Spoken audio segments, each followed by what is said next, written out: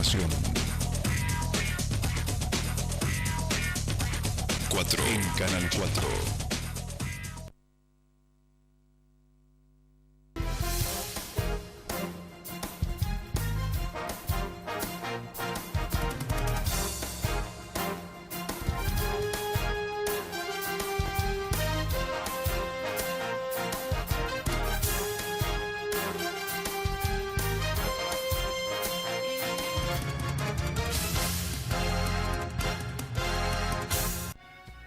¿Qué tal? Muy buenas tardes, bienvenidos a un nuevo programa de Noticias de la Semana. Como todos los miércoles, he seleccionado algunas de las más importantes y la vamos a ir desarrollando a continuación del programa. Vamos a la presentación de los mismos temas. López Obrador será el nuevo presidente de México a partir del 1 de diciembre. Se aprobó la Ley Justina. Todos los mayores de edad somos donantes de órganos salvo que nos hayamos registrado oponiéndonos a hacerlo. Análisis sobre la política económica actual de nuestro país. ¿Realmente confiamos en que hay un camino ya establecido por nuestro gobierno? ¿Hacia dónde vamos?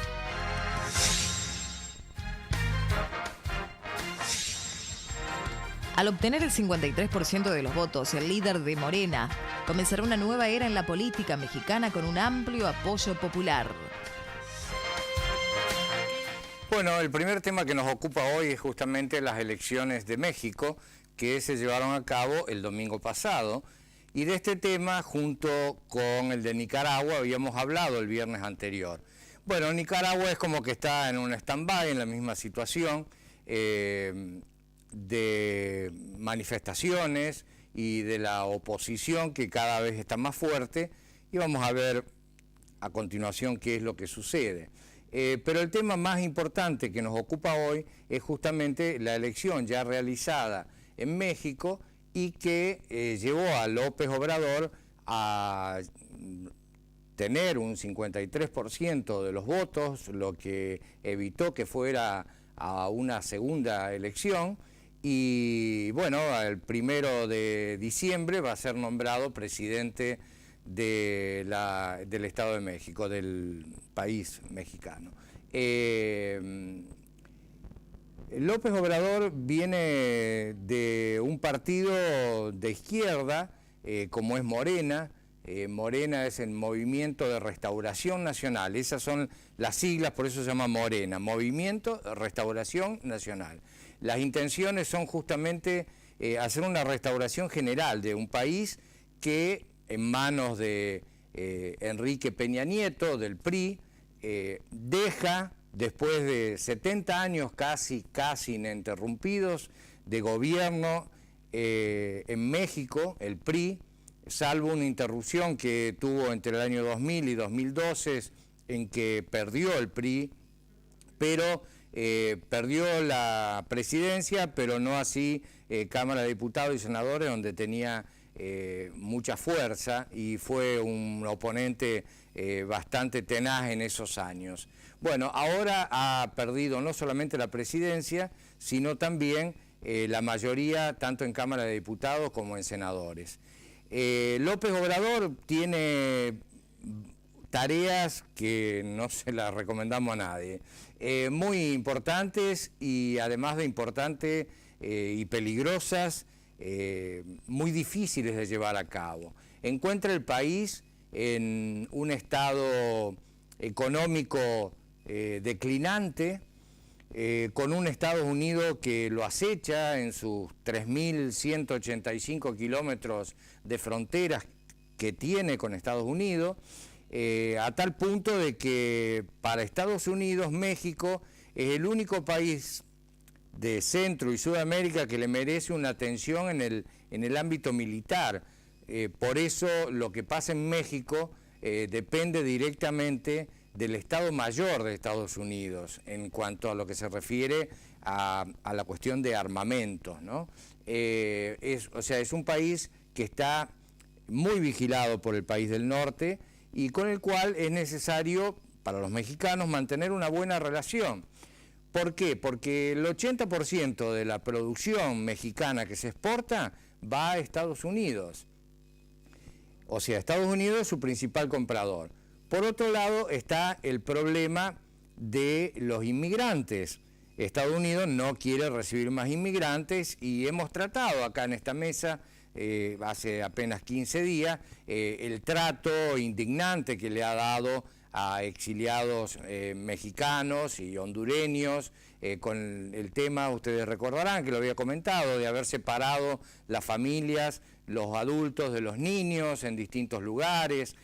Fue algo realmente dramático que luego de intervenir la ONU y algunas ONG que siguen todos estos casos, se logró de que se reincorporaran los niños con los padres mientras dura el proceso para saber si son deportados nuevamente a México o quedan en Estados Unidos bajo algunas condiciones especiales.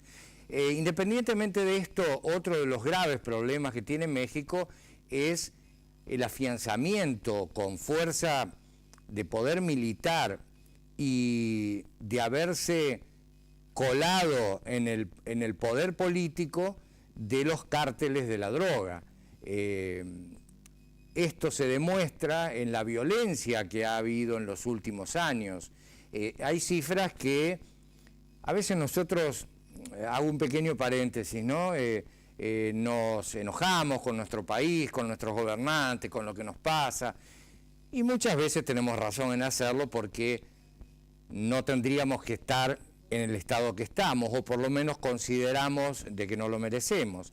Pero felizmente, a pesar de la inseguridad que hay, sobre todo en el conurbano bonaerense y en algunas provincias en particular, estamos muy lejos de un país como México, donde de lo que va del 2018 llevan 95 muertos diarios por violencia, no por muertes naturales, por violencia, 95 muertos diarios. Y en lo que va de la campaña para esta elección que ocurrió el domingo, hay 46 muertos que son partícipes de la campaña, o sea, candidatos a alcalde, a gobernadores de algunos estados, y que han sido atacados y muertos por participar en la política, porque están en contra de otros grupos, porque en definitiva la mayoría de esos crímenes ha quedado, sí, con algunos con el agresor detenido, pero no sabiendo directamente por qué fue la agresión y a qué se debe.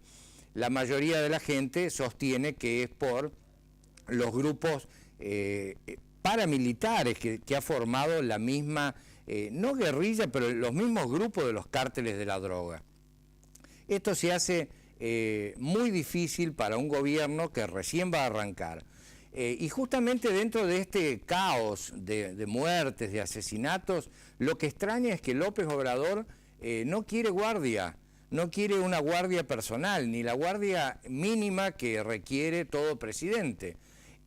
Así es que se lo van a ver en figurillas al Departamento de Justicia y a quien le corresponda protegerlo, porque él sostiene que el mismo pueblo que lo ha elegido lo va a cuidar. Tanto los periodistas como el mismo pueblo que lo acompaña en los actos va a cuidar de que no le pase nada. Realmente, desde mi humilde punto de vista, es una ilusión, ¿no? Un punto de vista hasta ingenuo del nuevo presidente. Seguramente, una vez que sea ungido con los poderes, se lo cuidará, quizás no tan de cerca como a la mayoría de los presidentes, pero sí lo suficiente como para que no sufra ningún atentado y lleve al país mexicano a una debacle aún peor de la que está viviendo. López Obrador tiene un perfil de izquierda. El PRI, que es el partido que lo antecede, originalmente fue un partido de línea socialista, pero con el tiempo, ya les digo, lleva más de 70 años en el poder, con esa breve interrupción de 10 años, se fue contagiando digamos así, de las malas costumbres de otros países y de otros gobiernos que normalmente, entre comillas, los de izquierda no cometen, como es el caso de los sobornos, de aceptar sobornos. Entonces el gobierno del PRI, de Peña Nieto, viene muy castigado porque se le han descubierto infiltraciones de sobornos altísimos a gente de su partido que se desempeña en distintos cargos muy importantes, y eso sumado al desprestigio de sus gobernantes, sumado a las muertes de los candidatos, a la ola de violencia que azota todo México y al estado de una economía que obliga a la gente, sobre todo del norte de México, buscar pasar de cualquier manera a Estados Unidos tratando de forjarse un futuro distinto. Algunos lo logran, otros no. Algunos logran pasar y no logran tampoco su cometido, porque terminan volviendo porque están peor que en su propio país, porque no se han podido insertar o porque no les han dado la oportunidad de hacerlo. Menos en este gobierno de Donald Trump, que ha sido durísimo con el tema de los inmigrantes, a tal punto que sigue con la idea de levantar ese famoso muro que dividiría a los dos países en su más de 3.100 kilómetros, y que a su vez, además, quiere hacérselo pagar a México, porque según Donald Trump le trae todos los problemas que él tiene que afrontar. Veremos entonces cómo transcurren estos meses hasta el 1 de diciembre, que es la asunción del nuevo presidente, que les vuelvo a insistir, ganó con el 53% de los votos. En la historia de México nunca se dio un caso con tanta, en la historia actual de México, que se diera con tanta diferencia de votos a favor de, por supuesto, de aquel que ha salido electo. Veremos cómo transcurren estos meses, los vamos a seguir de cerca. Las promesas son muchas. Peña Nieto, por otro lado, lo ha invitado a López Obrador, o sea, al futuro presidente, a que lo acompañe a reuniones importantes, sobre todo las del Tratado de Libre Comercio, que son importantísimas porque justamente lo que le decía anteriormente, el Tratado de Libre Comercio incluye a los países como Estados Unidos, México, Canadá, que son el 80% de la exportación de este país. Vamos a ver más adelante cómo sigue todo esto y a su vez, cuando llegue el momento de la asunción, en qué condiciones lo encuentra, con qué equipo formado ya como para afrontar todos estos problemas puede llegar a tener López Obrador, y ojalá que lo logre como para que tengamos un México progresista. La izquierda anhela de que más que mirar hacia el norte, mira hacia el sur, o sea, como un proyecto como tuvo en su momento Venezuela, que por lo que ha pasado en todos los países que lo han aplicado, no creo que tienda hacia eso.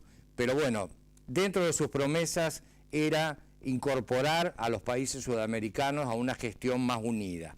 Y por otro lado, tiene el problema de llevarse bien con Estados Unidos. O sea que son dos antípodas muy difíciles de conciliar.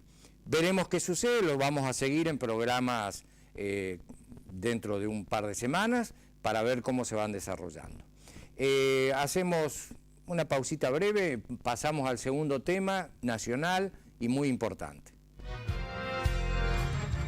La ley elimina la necesidad de que los familiares den su consentimiento, simplificando de esta manera un trámite doloroso y conflictivo.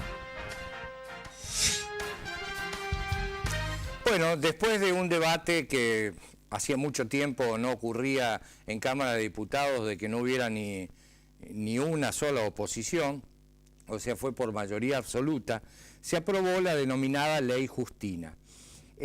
Justina Locane, así es el apellido de esta niña de 12 años, de la cual hablé anteriormente en otro programa, que tristemente falleció en noviembre del año pasado porque no se pudo llevar a tiempo, no pudo tener a tiempo un corazón para serle trasplantado.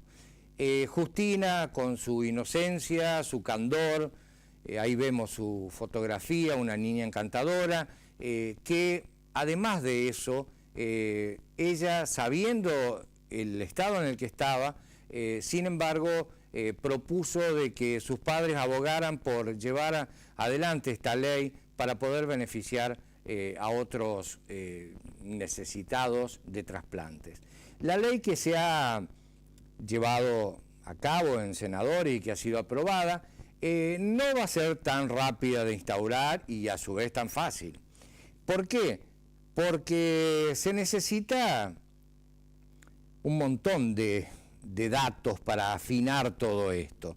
El INCUCAI es un ente que nunca ha sido cuestionado. Esas malas informaciones que hay a veces de trasplantes de órganos que nunca han sido probados, de robos de órganos, realmente nunca ha sido probado nada de eso, y nada de eso tampoco que haya salpicado ni de lejos al INCUCAI.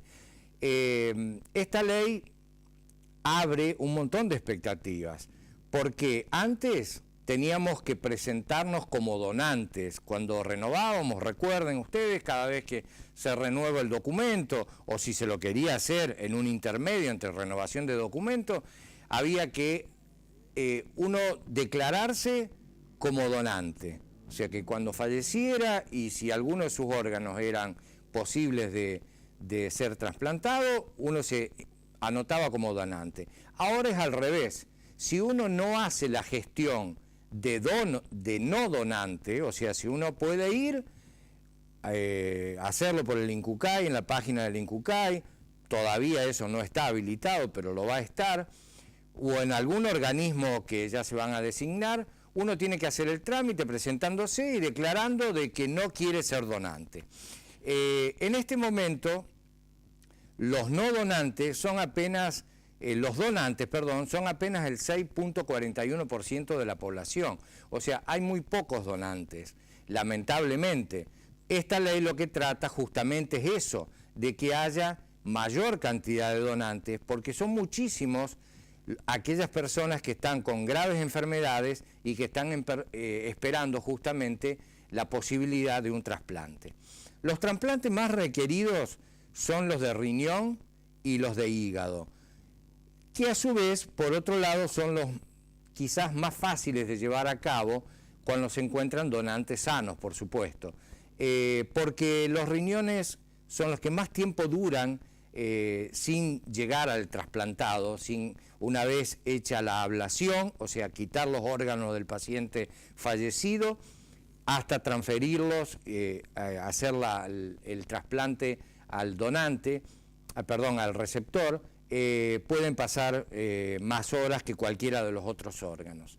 Hay muchos detalles dentro de esta ley que está bueno que nos interioricemos en ellos, por más que no tengamos algún familiar cercano o nosotros mismos que nos interese estar esperando un trasplante.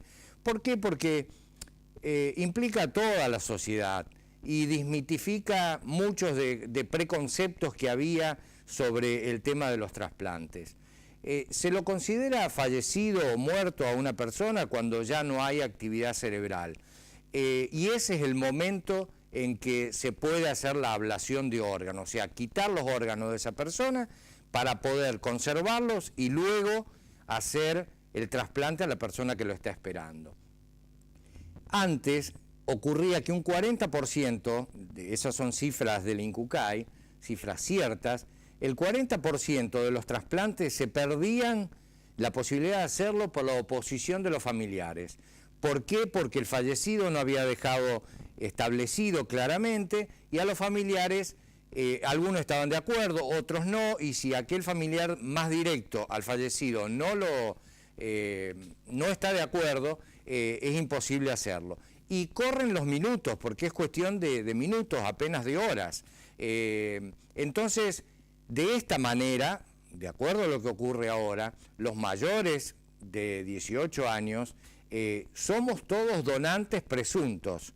O sea, si nos ocurre algo y ninguno de nuestros familiares directos está en el momento para oponerse a la situación o porque sabe de que hay una declaración pendiente, los órganos pasan a ser donantes, de un donante.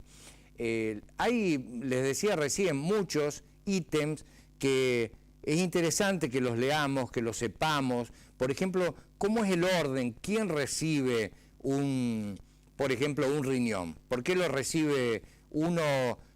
Ocurre un accidente o algo acá en San Francisco y lo recibe alguien en Santa Fe o en otro lugar.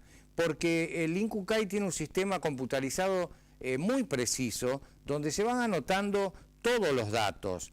Una vez que se recibe la posibilidad de que haya un donante porque está en un coma vegetativo, porque ya lo más probable es que fallezca y tiene órganos que pueden ser de utilidad, se comunica al INCUCAI. El INCUCAI tiene un filtro de quiénes pueden ser compatibles. Lo primero es la compatibilidad con ese órgano. Segundo, también tiene que ver la urgencia de todos aquellos que están anotados. Puede ser que sea compatible con 2 o 3, pero el primero, a pesar de ser compatible, no está en un grado de urgencia tanto aquel como el tercero, por ejemplo, en la lista, dentro de la compatibilidad. Entonces, esa suma de puntos hace que sea el elegido aquel que tiene mayor urgencia, que es compatible, que dan las medidas también en cuanto a la parte física, antropométrica. O sea, hay órganos que no importa la edad del donante con la del receptor o viceversa, ¿no? Y otros sí. Por ejemplo, no pueden, en el caso de corazón, de intestinos y de pulmones, no puede pasar un 20% en más o en menos del tamaño del pulmón que tiene aquel que lo va a recibir. No así el caso de hígados y riñones. El caso de hígado hasta se puede hacer un trasplante bipartito, o sea, se puede partir el hígado, cortarlo y utilizar 2 partes de ese hígado para 2 personas distintas, lógicamente que sean compatibles con ese hígado. Y en el caso de los riñones también ocurre algo similar, el tamaño no es tan importante. Bueno, hay un montón de datos que son muy interesantes, yo particularmente muchos de ellos los desconocía, y que ahora, cuando esto se lleve a cabo, estaría bueno que nos interioricemos, porque nunca sabemos, siempre nos parece que las cosas le pasan al vecino de enfrente. El hijo del vecino es el que chocó con la moto, no llevaba casco y está en ese estado. Y desgraciadamente todos estamos en un mismo paquete. Sería bueno que nos interioricemos y que sepamos qué decisión tomar, qué es lo que quieren nuestros hijos ante una situación así. Ojalá nunca les pase, por supuesto, pero ante una situación, ¿qué es lo que preferirían hacer ellos? ¿Y lo sabemos nosotros? ¿O nuestras parejas saben qué es lo que quisiéramos de nuestro cuerpo? ¿O el de ellos en el caso nuestro? La mayoría de las veces no se habla. ¿Por qué? Porque la muerte es como que le pasa a los demás, no nos pasa a nosotros, le pasa a los otros, como decía recién, al vecino de enfrente. Todo esto es un tema que no solamente se tiene que debatir en el Senado y ser una ley, porque si no la ley es muy fría, se tiene que debatir dentro de la sociedad, y hasta que la sociedad no tome conciencia de la importancia de todo esto, por más leyes que tengamos, nunca se van a poder llevar a cabo en forma aceitada, precisa, como para que pueda ser real y efectiva. Y por otro lado, y lo más importante, es que el Estado esté preparado para afrontar esto. Porque si ahora se están haciendo 10 trasplantes por mes, de esta manera, indudablemente que los trasplantes van a subir en forma, digamos, triplicarse como mínimo. Y están los establecimientos que lo hacen preparados para afrontarlo, suficientes médicos capacitados para hacerlo, y las instalaciones que se necesitan, y toda esa informática que hay que transmitir al INCUCAI para cuando se tiene un paciente en esas condiciones, ¿se está cumpliendo con eso de transmitirle al INCUCAI la posibilidad de un ser que en cualquier momento deja de existir y sus órganos pueden ser trasplantados? ¿Se lo hace en forma efectiva? Y el INCUCAI puede contactar a toda la gente que estaría en espera rápidamente. Bueno, todo eso necesita un aceitarse muy finito para que se pueda llevar a cabo. Ojalá que así se pueda hacer. Tenemos tiempo todavía hasta que la ley esté en vigencia. Y es bueno que nos interioricemos, lo charlemos en nuestras casas, en nuestra familia, con nuestros amigos, y que cada uno sepa qué es lo que tiene decidido. Vamos a un breve corte y pasamos al último tema de esta tarde.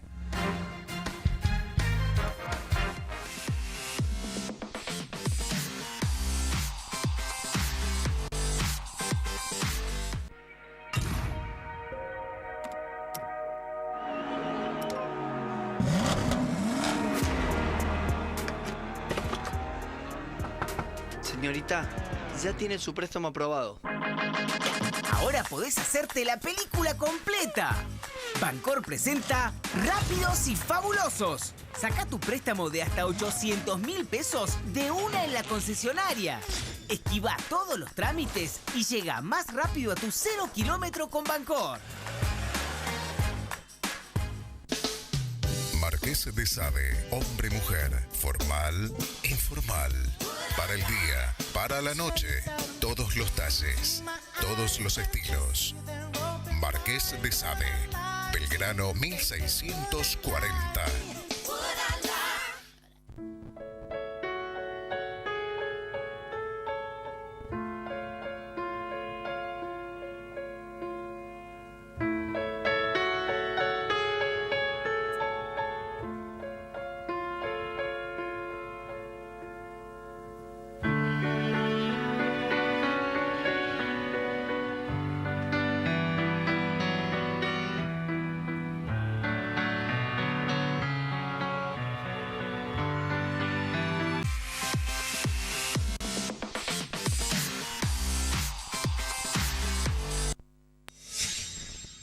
Al no dar nuestros gobernantes a conocer un plan maestro para el futuro de nuestra economía, cada cual arma su propia hipótesis y elige su camino casi a ciegas.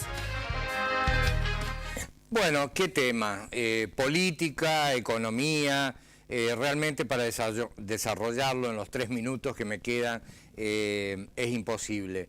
Pero en el título hacíamos un adelanto en la confusión que realmente reina dentro de nuestro país, en la gente que tiene que justamente que llevar adelante toda esta economía.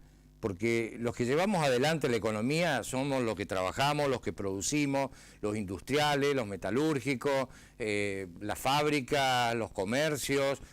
Los gobernantes son los que administran, y los gobernantes de nuestra economía, por supuesto. Y lamentablemente, ya lo he dicho en otras mesas anteriores, las medidas que se toman son muy controversiales, se escuchan voces dentro del mismo gobierno a favor o en contra. Las medidas ya se han tomado, el crédito al Fondo Monetario Internacional es irreversible, ya hemos recibido parte de ese dinero y vamos a seguir recibiendo. Pero por otro lado, tenemos el presidente del Banco Central, que en menos de una semana desaparecieron 10.000 millones de dólares y que se fueron al exterior en un cambio que la mayoría de sus propios cercanos no avalaban, y bueno, ese fue el motivo también de su renuncia. Entonces, al principio del gobierno de Macri, es como que cuando Macri decía algo y después se retractaba y daba un paso atrás, todos lo considerábamos como un buen gesto, es decir, a todos nos pasa, nos equivocamos, pedimos perdón y volvemos al camino correcto.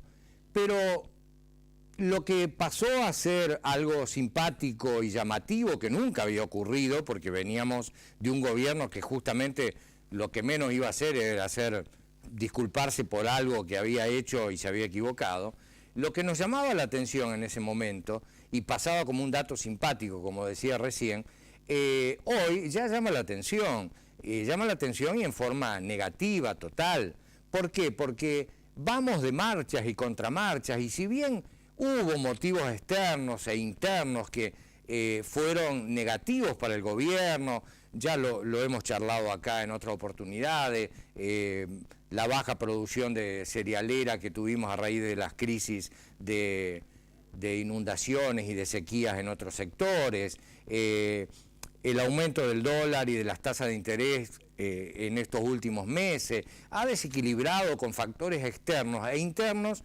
la política económica que se tenía pensada llevar a cabo y que nunca nadie supo cuál fue. Y tampoco sabemos hoy cuál es. Por eso, en el título preguntamos, ¿a dónde vamos?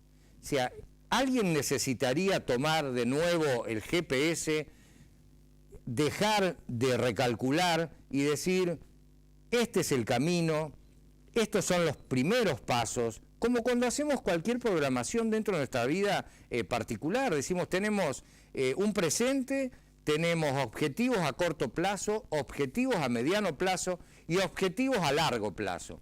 Hoy nadie sabe cuáles son esos objetivos, salvo el salvar el día a día.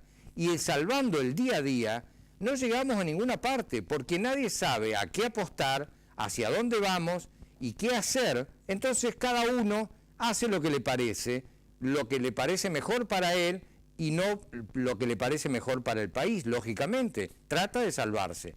Y entre este día y día de salvar las cosas, salvar las papas, como se dice vulgarmente, no vamos a llegar a ninguna parte. Y ya van 2 años y medio que estamos esperando, aunque sea una señal al final del túnel y que nos digan, hacia allá vamos, ese es el camino y lo vamos a seguir, cueste lo que cueste. No lo tenemos todavía. Vamos a ver si en poco tiempo lo logramos. Con más tiempo, el próximo viernes, vamos a hacer un análisis más jugoso de todos los datos que tenemos de lo que está pasando en el país.